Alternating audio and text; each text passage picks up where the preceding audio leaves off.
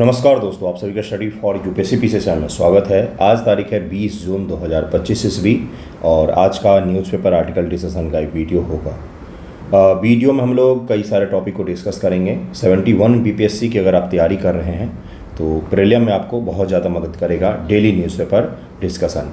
आज से current affair का MCQ भी फिर से रिज्यूम कर दूंगा मैं, आएगा आज से वीडियोस। और कल वीडियो दूसरा नहीं अपलोड हो पाया, आज अपलोड हो जाएगा, ठीक है। देखिए, कल आपको पता ही होगा कि इंटरनेशनल योग दिवस है, 21 जून को मनाया जाता है। तो कल प्रधानमंत्री जी दिल्ली में योग नहीं करेंगे बल्कि विशाखापत्तनम में RK बीच है, वहाँ पर योग करेंगे। और इस बार का योग दिवस का सेलिब्रेशन वहीं पर करेंगे प्रधानमंत्री जी। तो इसको भी ध्यान में रखिएगा, क्या पता यही पूछ ले कि प्रधानमंत्री जी ने योगा दिवस के दौरान कहाँ पर योग किया। तो RK बीच है, RK पुरम तो दिल्ली में है। RK बीच है विशाखापत्तनम में, वाईजैक भी इसको कहा जाता है। आंध्र प्रदेश का फाइनेंशियल कैपिटल है ये, आंध्र प्रदेश का फाइनेंशियल कैपिटल है। इंडियन नेवी का भी यहाँ पर बहुत बड़ा ऑफिस विद्यमान है, तो इसको ज़रूर ध्यान रखिएगा। विशाखापत्तनम में इस बार योग करेंगे। आज का हेडलाइन क्या है, तो हम लोग एक एक करके न्यूज़ को पढ़ेंगे, जिसमें कई सारे न्यूज़ होंगे। जिसमें सबसे पहले हम लोग पढ़ेंगे ग्रीन इंडिया मिशन के बारे में, डिटेल में समझेंगे कि क्या है ये मिशन और क्यों चर्चा में है और इसका नया फेज़ शुरुआत किया जा रहा है। ये ग्रीन इंडिया मिशन की शुरुआत 2014 में हुई थी, इसके नए फेज़ की शुरुआत की जा रही है। हेडलाइन जो है वो हेडलाइन यही है कि इजराइल और ईरान के बीच में संघर्ष जो है और भी ज़्यादा तेज़ हो गया है। US ने घोषणा किया है कि हम इसमें एक्टिवली पार्टिसिपेट करेंगे। हम पार्टिसिपेट तब नहीं करेंगे अगर ईरान सरेंडर कर देता है और वहाँ पर रिजीम चेंज सक्सेसफुली हो जाता है और अपने परमाणु कार्यक्रम को वो बंद कर लेता है। कितना ज़्यादा विरोधाभास है। जो अमेरिका के चीफ इंटेलिजेंस हैं तुलसी गैबार्ड, उन्होंने कहा कि ईरान कोई भी परमाणु बम नहीं बना रहा है और इजराइल कह रहा है कि परमाणु बम बना रहा है, हम तो लड़के रहेंगे। इस प्रकार की बातें हो रही है, बटकी सी बहकी सी ये लोग बातें कर रहे हैं। इनका जो प्रोपेगेंडा है ना, वही वाला प्रोपेगेंडा कि इराक के पास वेपन ऑफ मास डिस्ट्रक्शन है। टोनी ब्लेयर ब्रिटेन के प्रधानमंत्री रहे हैं, उनको माफ़ी मांगनी पड़ी इस चीज़ के लिए हाल फिलहाल में, क्योंकि सारे के सारे मीडिया संस्थान, BBC से लेकर बड़े बड़े संस्थानों ने झूठ बोला, अमेरिकी सरकार ने झूठ बोला था।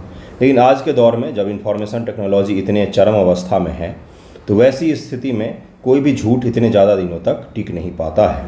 इसी कारण से इजराइल का प्रोपेगेंडा जो है वो दुनिया में चल नहीं पा रहा है कि उसके पास में एटम बम है। इसीलिए अमेरिका इतने देर तक इतनी बार बोलने के पश्चात भी युद्ध में शामिल नहीं हुआ है, क्योंकि अपने ही यहाँ पर उसके विरोध हो रहे हैं कि आप युद्ध में मत शामिल होइए। ये इजराइल का युद्ध है, ज़बरदस्ती वो US को घसीट रहा है।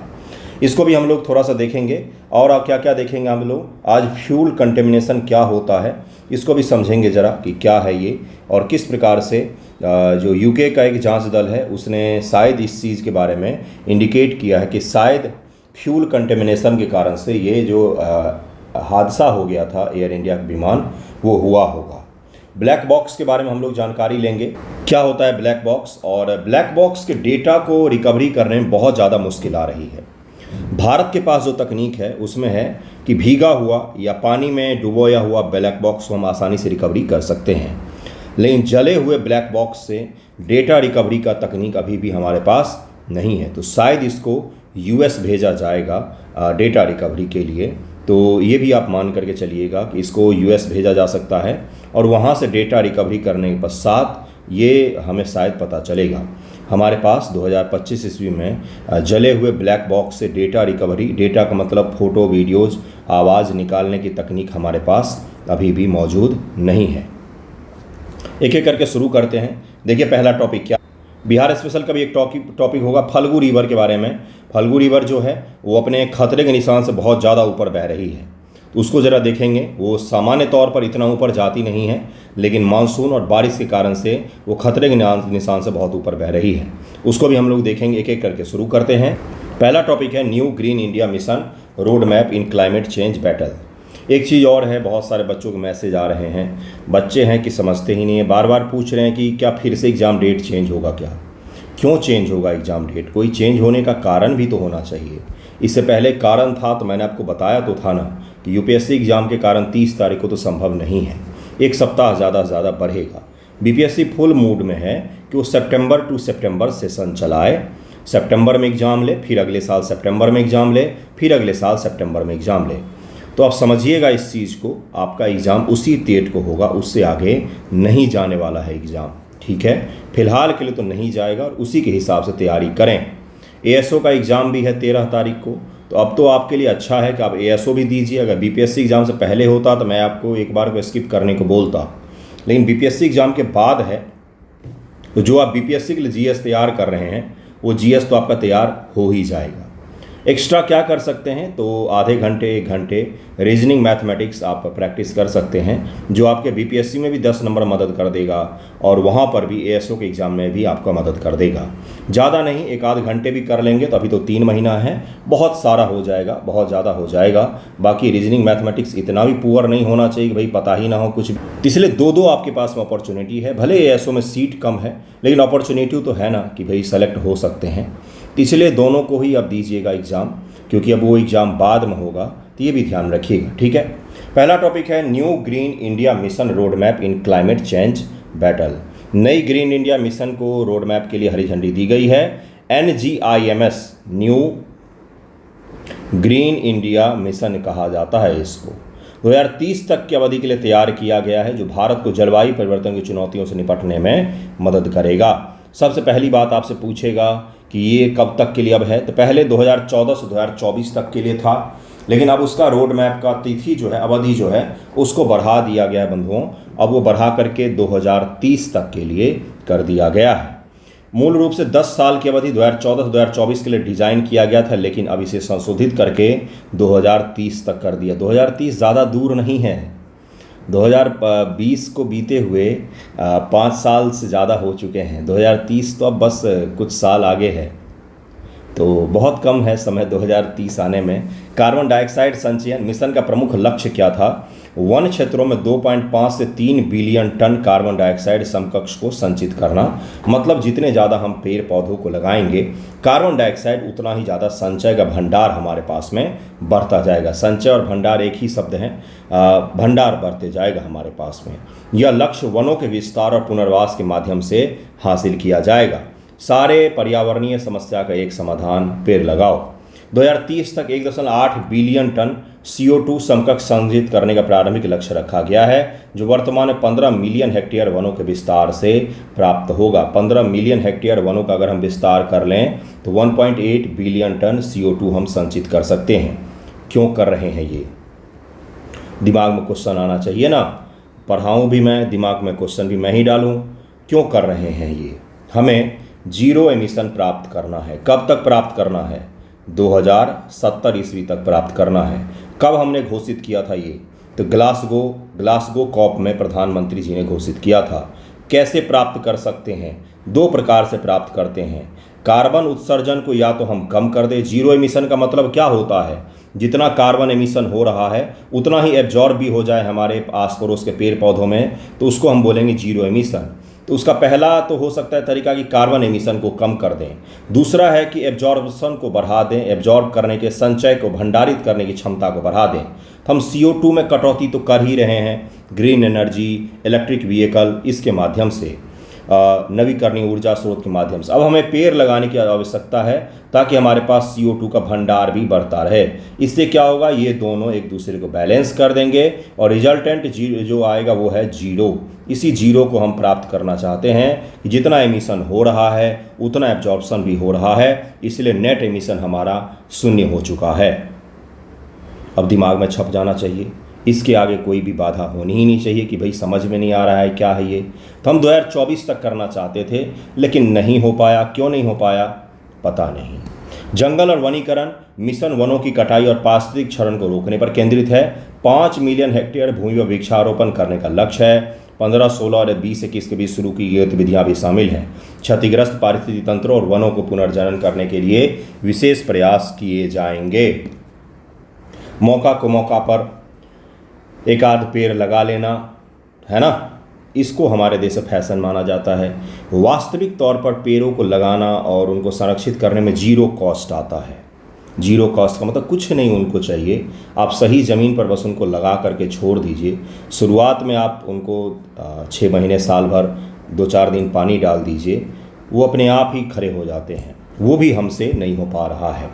क्षेत्रीय फोकस क्या है? पश्चिमी घाट, हिमालयन और अरावली, इन क्षेत्रों पर हम विशेष रूप से ध्यान दे रहे हैं क्योंकि ये सेंसिटिव जोन है। इन क्षेत्रों वनों की गिरावट और मिट्टी के क्षरण को रोकने के लिए विशेष ध्यान दिया जाएगा। संशोधित रोड मैप वन पुनर्वास और खनन क्षेत्रों की बहाली पर केंद्रित होगा। हिमालय क्षेत्र पारिस्थितिक संतुलन बनाए रखने और वनों को पुनर्जीवित करने की योजना है। अरावली क्षेत्र मरुस्थलीकरण और वन संरक्षण पर काम होगा, जो इस क्षेत्र की पारिस्थितिकीय भेद्यता को कम करेगा। हिमालय में अगर कहीं आप घूमने जाएंगे, कहीं पर भी भारत में घूमने जाइए, आप हिमालय जाइए, पश्चिमी घाट जाइए, कहीं पर भी जाएंगे, भारतीयों की बहुत ही गंदी आदत होती है, वो है जहाँ जाना वहाँ पर गंदगी छोड़ करके आ जाना। आपको इतना पॉल्यूशन दिखेगा प्लास्टिक और इन चीज़ों का कि आपको लगेगा कि इससे पर्यावरण को सबसे ज़्यादा नुकसान पहुँचता है। पहाड़ जो हैं, हिमालय के रीजन की मैं बात कर रहा हूँ, उसके बारे में हमारे पूर्वज कहते थे कि पहाड़ में ज़ोर से बात भी नहीं करना चाहिए। जगह जगह पर आपको लिखा मिलेगा कि कृपया तेज़ हॉर्न न बजाएं। क्यों लिखा रहता है?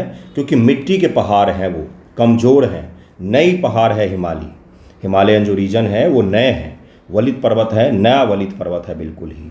तो वहाँ पर इन साउंड वाइब्रेशंस का भी मिट्टी के स्थिरता पर प्रभाव पड़ता है।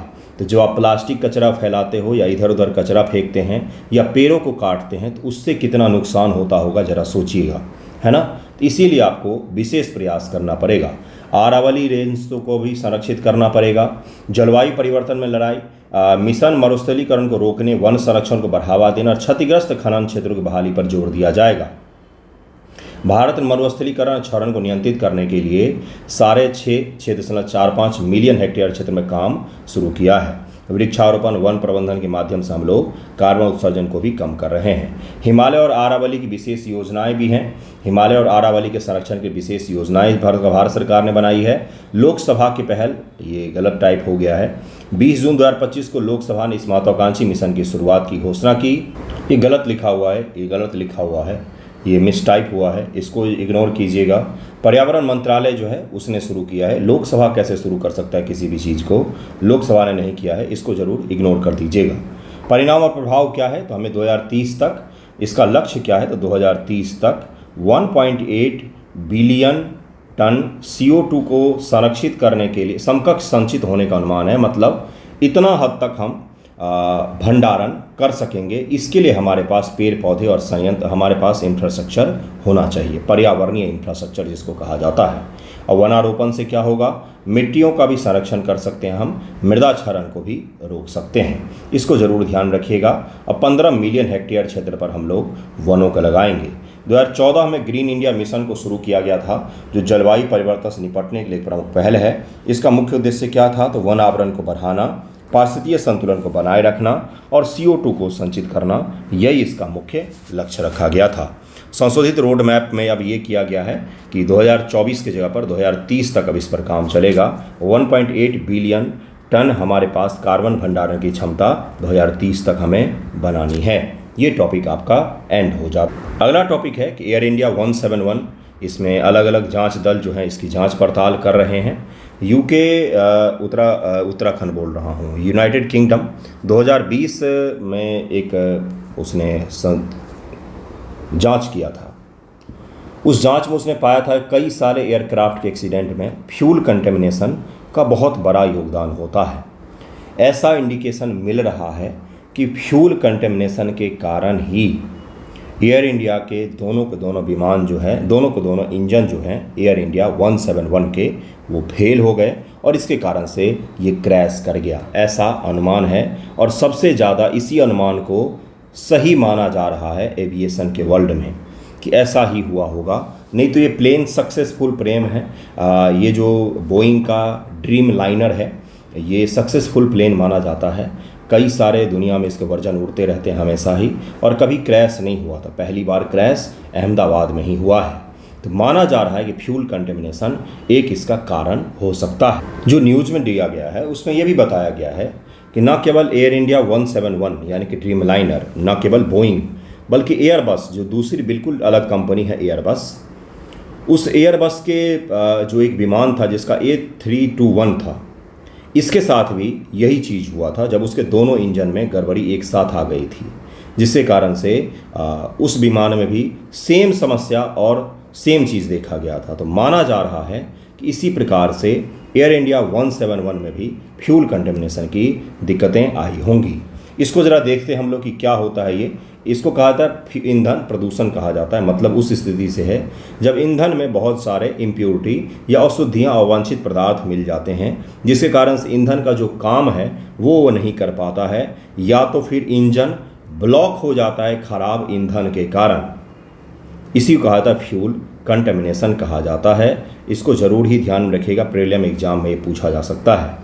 जो ईंधन के गुणों को, जो उसका वास्तविक गुणधर्म है, उसको ये प्रभावित करते हैं, खराब कर देते हैं, जिसके कारण से इंजन काम ही नहीं कर पाता है और दोनों को दोनों इंजन बंद पड़ जाते हैं। यह सुरक्षित या कुशल उपयोग को प्रभावित करता है। हवाई जहाज, कार या अन्य वाहनों के इंजनों में भी गंभीर समस्याएं पैदा कर सकता है, जैसा कि AI मतलब कि एयर इंडिया 171 के प्रकरण में देखा गया है। मान रहे हैं टेक्निकलिटी में यही खराबी आई होगी। कई बार आपने देखा होगा कि ख़ास तौर से पहले ये समस्या ज़्यादा आती थी कि आपने कहीं से फ्यूल भरवाया बाइक में, तो अगर बुलेट में तो ये समस्या नहीं आती है क्योंकि उसका इंजन अलग होता है, लेकिन जो बाकी कंपनियों के बाइक होते हैं उनमें कई बार आपने देखा होगा इंजन के प्लेट्स टूट जाते हैं। तो उसके पीछे भी इसका कारण माना जाता है कि फ्यूल जो है वो सही आपने नहीं डाला, इसके कारण से समस्याएं आती हैं। देखिए ज़रा क्या है ईंधन प्रदूषण।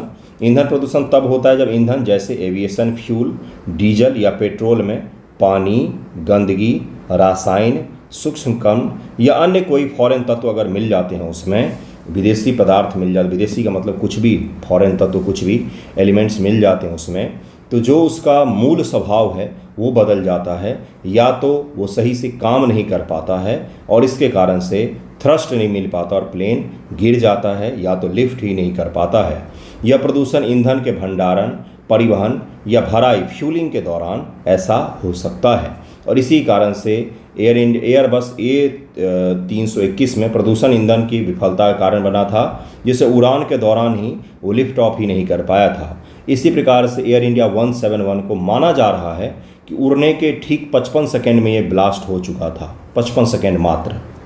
उतने कम समय में ऐसा हुआ होगा कि फ्यूल की सप्लाई ही नहीं हो पाई होगी, कहाँ तक, तो इंजन तक फ्यूल की सप्लाई ही रुक गई, जिससे दोनों के दोनों इंजन जो हैं वो बंद हो गए और विमान गिर गया नीचे।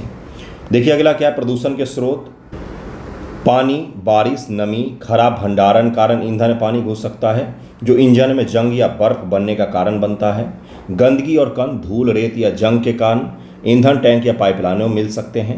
रासायनिक इम्प्योरिटी हो सकती है, ईंधन में गलती से अन्य ईंधन जैसे कि डीजल में पेट्रोल या कुछ और अगर मिल जाते हैं तो उससे क्या होता है, तो इंजन सही से काम नहीं कर पाता है। माइक्रोबियल विकास भी गर्म और नम परिस्थितियों में बैक्टीरिया या कवक ईंधन में बढ़ सकते हैं, खासकर लंबे समय तक भंडारण के दौरान, तो ये समस्या भी आ सकती है। प्रभाव क्या होता है, इंजन की विफलता हो जाती है। जिस इंजन को फ्यूल चाहिए उड़ने के लिए, अगर वही सही नहीं मिलेगा तो कैसे काम करेगा। तो यही होता है इसका प्रभाव अभी देखा ही हमने कि ऐसा उम्मीद किया जा रहा है कि ये एक बड़ा कारण हो सकता है। प्रभाव तो देखा ही अभी हमने, कितने सारे लोगों की जान चली गई है। तो इसको ज़रूर ध्यान रखिएगा कि क्या होता है फ्यूल कंटेमिनेशन और क्या क्या कारण है इसके, क्या इसका इम्पैक्ट पड़ सकता है। नेक्स्ट टॉपिक पर हम लोग चलते हैं। अगला टॉपिक है इसी से जुड़ा हुआ कि एविएशन मिनिस्ट्री ने बोला है कि अभी भी हम ये डिसाइड कर ही रहे हैं कि ब्लैक बॉक्स को हम कहाँ पर एनालाइज करें, कहाँ पर उसके डेटा को हम देखें कि उसमें क्या क्या होते हैं, उसको भी देखेंगे। ब्लैक बॉक्स दरअसल ब्लैक कलर का नहीं होता है। सामान्य तौर पे इसको चटक नारंगी कलर का बनाया जाता है या फिर रेड कलर का, चमकीला कोई कलर में बनाया जाता है ताकि उसको दूर से देखा जा सके और अलग से पहचाना जा सके। ये इसीलिए बनाया जाता है, कभी विमान अगर समुद्र दुर्घटनाग्रस्त हो जाए या कभी रिमोट एरिया में दुर्घटनाग्रस्त हो जाए तो ब्लैक बॉक्स सुरक्षित रूप से और आसानी से हम दूर से उसको देख करके पहचान सकें और उसको हम रिट्रीव कर सकें। एक महत्वपूर्ण उपकरण होता है जो विमान में लगाया जाता है, ये ब्लैक कलर का बिल्कुल भी नहीं होता है, ये भी ध्यान में रखिएगा। इसके बारे में विस्तार से यहाँ पर बता रहा हूँ मैं आपको कि ब्लैक बॉक्स वास्तव में काला नहीं होता, आमतौर पर चमकीले नारंगी या लाल रंग का बना होता है। बीपीएससी अगर सबसे खराब सवाल पूछेगा तो यही पूछ लेगा, ताकि दुर्घटना स्थल पर इसे आसानी से पहचाना जा सके। यह दो मुख्य उपकरणों का संयोजन होता है, फ्लाइट डेटा रिकॉर्डर फ्लाइट का डेटा रिकॉर्डर, यानी कि तकनीकी डेटा, जैसे कि ऊंचाई क्या है फ्लाइट की, उस समय स्पीड क्या थी, दिशा किस तरफ थी, इंजन कैसा प्रदर्शन कर रहा था, इत्यादि जो रिकॉर्ड होते हैं, फ्लाइट की टेक्निकल जो रिकॉर्ड होते हैं, उनको ये स्टोर करता है। कॉकपिट वॉइस रिकॉर्डर, जो कॉकपिट होता है, पायलट और चालक दल के बीच जो बातचीत हो रही है उसको भी रिकॉर्ड करता है, और फ्लाइट के अंदर का वीडियो रिकॉर्ड करके स्टोर करता है। सामान्य तौर पर इसको फ्लाइट के उन हिस्सों में लगाया जाता है जो किसी भी एक्सीडेंट के दौरान सुरक्षित रहते हैं। जैसे अगर ये फ्लाइट है तो इसके पीछे के हिस्से में लगा होता है या फिर बिल्कुल आगे के हिस्से में लगा होता है ये, जो सामान्य तौर पर किसी भी एक्सीडेंट में बीच से अगर विमान गिरता है तो ये हिस्सा सुरक्षित रह जाते हैं। वैसे भी ब्लैक बॉक्स जो होता है बहुत ही ज़्यादा कठोर बॉक्स होता है, ये आसानी से जलता नहीं है, आसानी से ख़राब नहीं होता है, तोड़ा भी नहीं जा सकता, खोला भी नहीं जा सकता आसानी से। लेकिन जो यहाँ पर स्थिति बन रही थी उसमें स्थिति ये थी, 1 लाख से ज़्यादा लीटर उसमें ईंधन भरे हुए थे, उससे इतना ज़्यादा हीट उत्पन्न हुआ कि माना जा रहा है कि ब्लैक बॉक्स को भी कुछ हद तक नुकसान पहुंचा है, इसलिए उससे डेटा रिट्रीव करने में दिक्कतें आ रही हैं। देखिए जरा आगे क्या है। इन उपकरणों को मजबूत और अग्निरोधक सामग्री से बनाया जाता है ताकि वो दुर्घटना, आग या पानी में डेटा को सुरक्षित रख सकें। ब्लैक बॉक्स का उद्देश्य क्या होता है? दुर्घटना की जांच के लिए, सुरक्षा सुधार और प्रशिक्षण और जागरूकता के लिए इसका उपयोग किया जाता है कि हमें पता तो चले कि अंतिम समय में हुआ क्या था। ठीक है। तकनीकी विशेषताएं, यह स्टेनलेस स्टील या टाइटेनियम से बना होता है, काफ़ी महंगा धातु है ये। 1100 डिग्री सी तक की गर्मी और 6000 मीटर गहरे पानी में भी सुरक्षित रह सकता है। सोचिए जरा कितना गहराई तक और कितनी तेज़ गर्मी को ये बर्दाश्त कर सकता है। फ्लाइट डेटा रिकॉर्डर आमतौर पर 25 घंटे तक का डेटा रिकॉर्ड कर सकता है, जबकि CVR जो है वो 2 घंटे तक की बातचीत रिकॉर्ड कर सकता है। नए मॉडल में इसकी बढ़ाया जा रहा है कि ज़्यादा देर तक को रिकॉर्डिंग हम सुरक्षित रह सकें। ब्लैक बॉक्स आमतौर पर विमान के पिछले हिस्से में रखा जाता है क्योंकि यह दुर्घटना में सबसे सुरक्षित हिस्सा माना जाता है। जो विमान है उसका जो सबसे पीछे का सीट है, यह सीट नहीं, पीछे का जो सबसे पीछे का हिस्सा है, माना जाता है कि ये सुरक्षित रहता है क्योंकि विमान का ये पूरा हिस्सा भले तबाह हो जाए लेकिन ये हिस्सा सुरक्षित रहता है, क्योंकि लैंड के दौरान भी अगर नोज डिप भी होगा, मतलब कि नाक के बदौलत, नाक के दम पर भी गिरेगा ये, तो भी पीछे का हिस्सा सामान्य तौर पर सुरक्षित रह जाता है ना। तो इसी में ब्लैक बॉक्स को रखा जाता है जिसका कनेक्शन होता है पूरे फ्लाइट से और आगे के कॉकपिट से कनेक्शन जुड़ा हुआ होता है। तो ये ज़रूर ध्यान में रखिएगा, कई बार ये सवाल पूछा जा सकता है आपसे। अभी भी जो विमान का पिछला हिस्सा था वो कॉलेज के मेस के छत पर पड़ा हुआ था। कुछ आधुनिक विमानों में एक संयुक्त ब्लैक बॉक्स होता है जिसे EAFR कहा जाता है, या FDR और CVR दोनों का डेटा एक साथ रिकॉर्ड करता है। AI एयर इंडिया 171 के मामले में जांच करता है, इस बात की जांच करें क्या डेटा निकालने के लिए NTSB लैब या दिल्ली को AIAV लैब में भेजा जा सकता है या फिर इसको बाहर भेजना पड़ेगा। जहां तक उम्मीद है कि बाहर भेजना पड़ेगा क्योंकि हम यहां पर इसका डेटा आसानी से नहीं निकाल पाएंगे। NTSB अमेरिकी बोर्ड सहायता कर रहा है क्योंकि विमान बोइंग का था। डेटा निकालने के लिए विशेषज्ञों को 24 घंटे की तकनीकी लॉग की जांच करनी पड़ेगी। अगर डेटा क्षतिग्रस्त है तो इसको अमेरिका विशेष हमें सुविधा के पास भेजना पड़ेगा क्योंकि वही इसको निकाल सकते हैं। अगला है ये फल्गु नदी है, आप देख ही सकते हैं कितना भयानक विकराल रूप से दिख रही है, बिल्कुल ही भर गई है, खतरे के निशान से ऊपर बह रही है फल्गु रिवर। इसके बारे में ज़रा हम लोग जानकारी प्राप्त कर लेते हैं कि फल्गु नदी बिहार राज्य में स्थित है। यह गया शहर से होकर के बहती है। गया शहर फल्गु नदी के तट पर स्थित है जो महत्वपूर्ण धार्मिक और ऐतिहासिक सिटी है, इसके बारे में तो जानते ही होंगे। इसकी उत्पत्ति राजगीर नालंदा जिला के पास से होती है। यहाँ इसका जो उत्पत्ति है मुख्य रूप से वो झारखंड में पलामू के पास से होता है। यहाँ पर राजगीर लिख गया है, आज सारे मिस टाइप हुए हैं। तो कहाँ से होता है भाई? तो पलामू झारखंड में जगह है, वहीं से इसकी उत्पत्ति होती है। लीलांजन और मोहना नदी इसमें आकर के मिल जाती है। और ये किस में मिल जाती है? तो ये मिल जाती है गंगा नदी में। ठीक है, तो ये भी ध्यान रखिएगा। फल्गु नदी दक्षिण से उत्तर की ओर बहती है, अंत में गंगा नदी में मिल जाती है। अगर बिहार का मैप ऐसे बनाएंगे, ये गंगा नदी है तो ऐसे जाकर के मिल जाती है। इसमें 2 नदियाँ भी मिलती हैं जिनको कहा जाता है लीलांजन और मोहना नदी इससे मिलती है। फल्गु नदी हिंदू धर्म पवित्र मानी जाती है, खासकर गया में पितृपक्ष और श्राद्ध कर्मों के लिए काफ़ी ज़्यादा प्रसिद्ध है, जहाँ लोग पूर्वजों की आत्मा के लिए शांति प्रार्थना वगैरह भी करते हैं। नेक्स्ट टॉपिक है जिसमें ग्रीन हाइड्रोजन को लेकर कहा जा रहा है। तो आज मैं आपको क्या पढ़ाऊंगा, तो अलग अलग प्रकार के जो हाइड्रोजन होते हैं, green hydrogen, grey hydrogen, black hydrogen, क्या होता है ये, इसको ज़रा पढ़ लीजिए। प्रीलिम एग्जाम में पूछा जा सकता है। बीपीएससी का नज़र अभी तक नहीं गया इस पर। ग्रीन हाइड्रोजन को लेकर पॉलिसी भी मैंने आपको मेंस एग्जामिनेशन से पहले पढ़ाया था।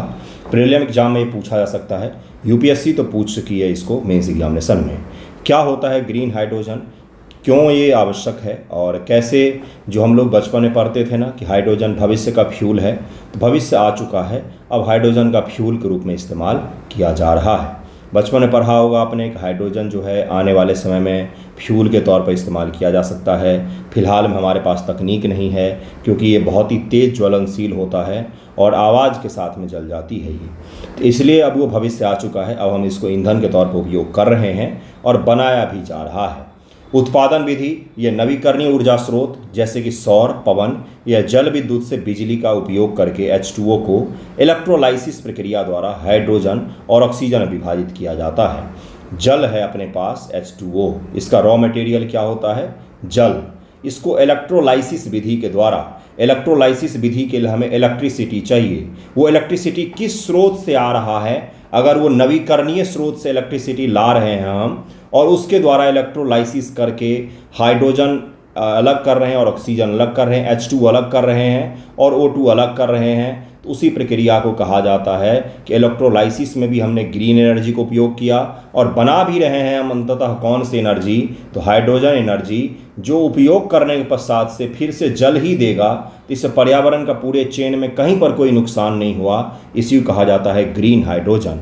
ये ऐसा फ्यूल है जिसमें पूरे चेन में कहीं पर कुछ भी पर्यावरण को खराब नहीं कर रहा है, इसीलिए इस विधि को कहा जाता है ग्रीन हाइड्रोजन। संपूर्ण रूप से इलेक्ट्रोलाइसिस के लिए जो भी हमने बिजली लाया वो भी हमने ग्रीन सोर्स से ही लाया। शून्य कार्बन उत्सर्जन होता है इसमें। उपयोग, बहुत सारे उपयोग होते हैं, जहां पर चाहे वहां पर उपयोग कर सकते हैं हम। 2030 तक हमने लक्ष्य रखा है कि 5 मिलियन टन तक हम उत्पादित कर सकेंगे।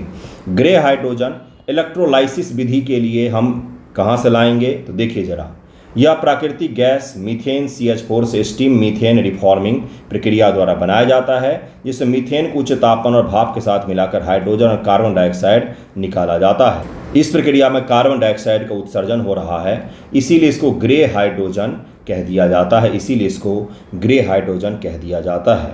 ब्लू हाइड्रोजन है, यह भी स्टीम मीथेन रिफॉर्मिंग से बनता है, लेकिन उत्पादन CO2 को कार्बन कैप्चर या स्टोरेज बनाकर, देखिए ऊपर जो कार्बन उत्सर्जित हो रहा था उस कार्बन को हमने ऐसे ही छोड़ दिया, तो ये ग्रे हाइड्रोजन हो गया।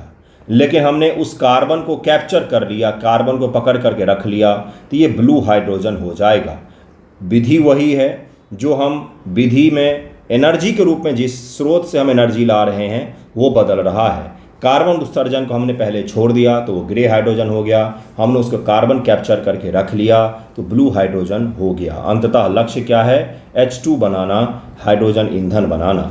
अब ब्लैक या ब्राउन हाइड्रोजन होता है, या कोयले, ब्लैक या लिग्नाइट से गैसिफिकेशन प्रक्रिया द्वारा बनाया जाता है, जिसमें कोयले को गैस बदलकर हाइड्रोजन निकाला जाता है। यह सबसे ज़्यादा प्रदूषणकारी होता है, इसीलिए इसको ब्लैक हाइड्रोजन कहा जाता है। कोई मतलब नहीं बनता इस प्रकार का हाइड्रोजन उत्पादन का, क्योंकि इससे पर्यावरण को नुकसान पहुंच ही रहा है। इसका उपयोग ऐसे जगहों पर किया जाता है जहां पर बहुत सस्ता आपको ईंधन चाहिए, ऐसे जगहों पर इसका उपयोग किया जाता है। $1 से $2 प्रति किलोग्राम की लागत आती है इसमें। टॉर्बिन हाइड्रोजन एक होता है, क्या होता है ये, तो यह मीथेन को थर्मल क्रैकिंग के माध्यम से हाइड्रोजन और ठोस कार्बन में विभाजित करके बनाया जाता है, जिसमें CO2 उत्सर्जित नहीं होता है। यह एक उभरती तकनीक है, CO2 के बजाय ठोस कार्बन पैदा करता है, जिसका भंडारण आप आसानी से कर सकते हैं। इससे पर्यावरण को नुकसान कम पहुंचता है। सबसे ज़्यादा कौन सा हाइड्रोजन पर्यावरण को नुकसान पहुंचाता है, तो ब्लैक हाइड्रोजन, फिर ग्रे हाइड्रोजन, फिर ब्लू हाइड्रोजन, उसके बाद से टॉर्बिन आ जाएगा, फिर आपका ग्रीन हाइड्रोजन सबसे स्वच्छ होता है, जो पर्यावरण को बिल्कुल भी नुकसान नहीं पहुंचाता है। अलग अलग हाइड्रोजन के प्रकारों को ज़रूर ही ध्यान में रखिएगा, बहुत ज़्यादा इंपॉर्टेंट है ये टॉपिक। प्रीलिम एग्जाम में एक न एक बार तो पूछा जाएगा ही, आज पूछा जाए, अगले में पूछा जाए, ज़रूर ही पूछा जाएगा ही। आज का वीडियो यहीं पर एंड करते हैं। आई होप आपने कुछ सीखा होगा। थैंक यू सो मच आप सभी का वीडियो देखने के लिए।